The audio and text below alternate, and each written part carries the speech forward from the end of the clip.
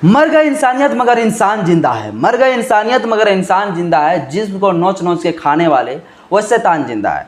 शायद उस दिन ताला टूटेगा संविधान का पेटी का, शायद उस दिन ताला टूटेगा संविधान का पेटी का, जिस दिन जिस्म नोच नोच के खाएगा किसी मंत्री का बेटी का। साथियों, इस देश का संविधान, इस देश का लोकतंत्र इतना मजबूत है कि इस देश का प्रधानमंत्री अगर एक दिन के लिए भी अगर अच्छे ढंग से लागू कर दिया जाए तो इस देश में जितना समस्या है, जितना भ्रष्टाचार है, जिन महिलाओं के साथ यौन शोषण किया जाता है, जिस महिलाओं के साथ सामूहिक दुष्कर्म किया जाता है, बलात्कार किया जाता है, जिस देश में डकैती चल रहा है, जिस देश में बलात्कार जैसा चल रहा है, इस देश में जो आतंकवादी हमला है, सब एक दिन में समाप्त हो सकता है, सब एक दिन में जो है पूरी तरह से जो है खत्म हो सकता है।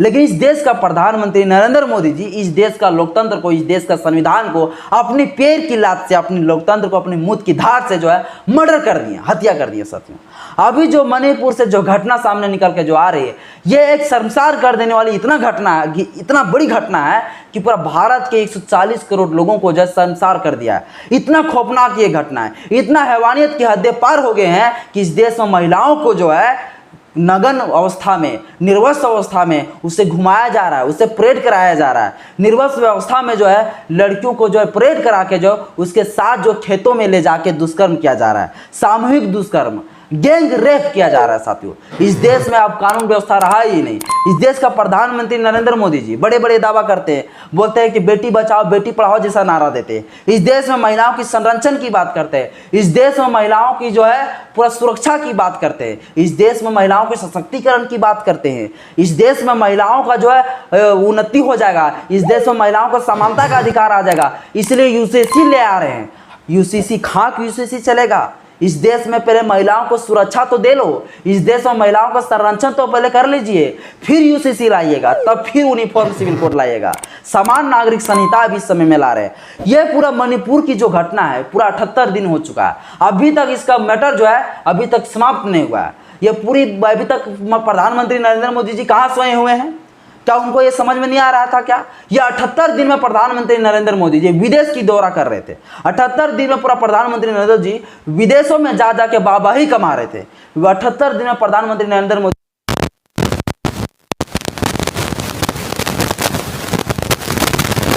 78 दिनों में प्रधानमंत्री नरेंद्र मोदी जी जो है अपना पार्टी का प्रचार प्रसार कर रहे थे। कभी मध्य प्रदेश जा रहे थे, कभी कर्नाटक जा रहे थे।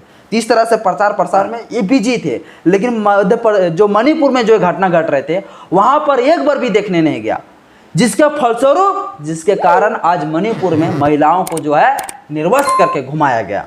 इसमें दोषी कौन है? अगर मैं ये सवाल करूं प्रधानमंत्री नरेंद्र मोदी से तो बोलेंगे कि ये पार्टी पॉलिसी कर रहे हैं। अगर सत्ता में कौन बैठा है? सत्ता में तो मोदी बैठे। सवाल किससे पूछूं? उन्हीं से पूछना पड़ेगा ना।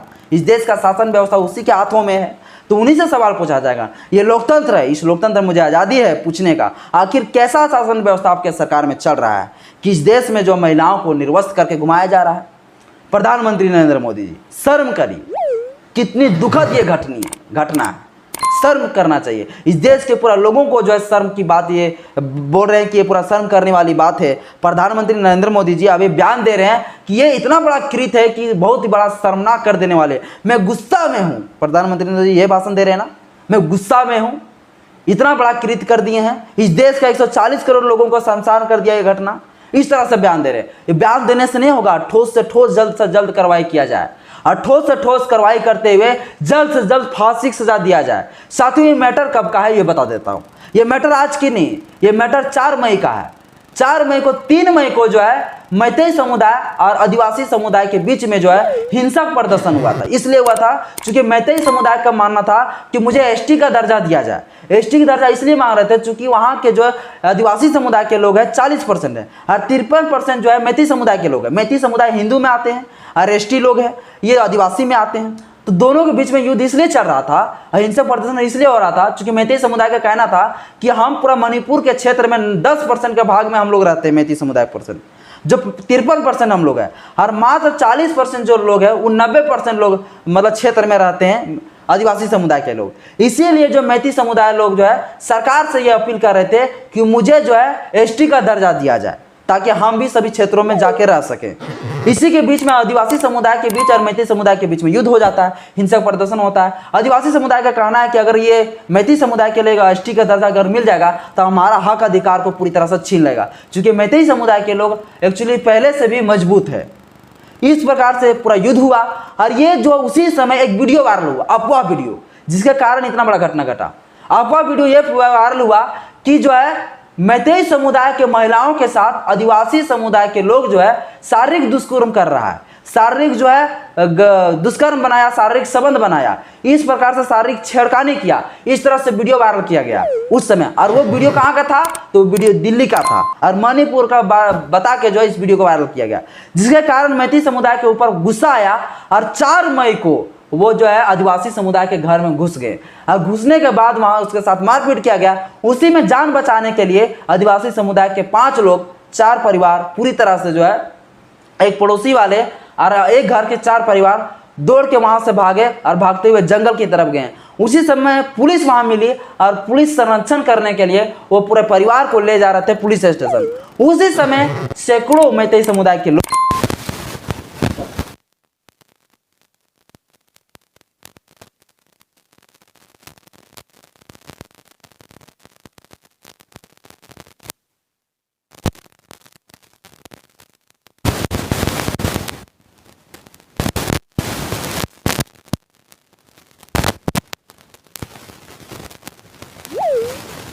साथ यौन शोषण किया जाता है, उस महिलाओं के साथ जो है शारीरिक दुष्कर्म किया जाता है, उस महिलाओं को प्राइवेट पार्ट को जो छुआ जाता है, उस महिलाओं को मजबूर किया जाता है नगर निर्वस्त्र में परेड करने के लिए। जब वो महिलाएं परेड कर रहे होते हैं उस समय एक लड़का जो है उसको जो प्राइवेट भाग को छूते हुए वीडियो पूरा वायरल हो रहा है।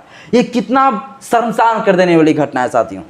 इस देश का पूरा कानून व्यवस्था खत्म हो चुका है। यह घटना 4 मई का है, लेकिन सरकार अभी तक होश में नहीं आया था। यह 4 मई का घटना है, लेकिन यह महिला इतना डरी हुई थी कि वो 4 मई को घर पहुंचने के बाद फिर किसी तरह जान बचा के जब जाती है तो उसको हिम्मत नहीं होता कि एफआईआर दर्ज करवा दे, थाना चले जाए। इतना उसको डरावना लगता है, उसको डर लगती है। 18 मई को जाकर शिकायत दर्ज करता है। 18 मई को शिकायत दर्ज होने के बाद जो है वो 18 मई को भी एफआईआर दर्ज नहीं करता है पुलिस, जो कि पुलिस सब कुछ ये जानता है। वह भी उस पुलिस वाले के ऊपर भी जो है कार्रवाई होना चाहिए और पुलिस वाले को भी सस्पेंड कर देना चाहिए साथियों।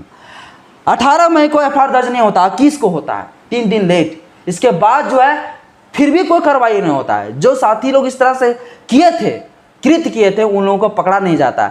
जब 20 जुलाई बुधवार के दिन ये वीडियो वायरल होता है, इसके बाद जो है सभी को होश उड़ता है, तब पुलिस को होश आता है, तब बड़ा बड़ा नेता, बड़ा बड़ा मंत्री, मुख्यमंत्री, प्रधानमंत्री को होश आता है। इस देश में जब किसी के साथ शोषण हो जाएगा, शारीरिक दुष्कर्म हो जाएगा, तब सरकार का नींद आएगा। साथियों, बाकी बात मैं इतना ही बोलना चाहता हूं। इस देश का शासन व्यवस्था खत्म हो चुका है। वीडियो अगर अच्छा लगे तो लाइक करिएगा, चैनल को भी सब्सक्राइब करिएगा, दोस्तों पास भी शेयर करिएगा। चलिए आज की इस वीडियो में इतना ही। जय भीम, जय भारत।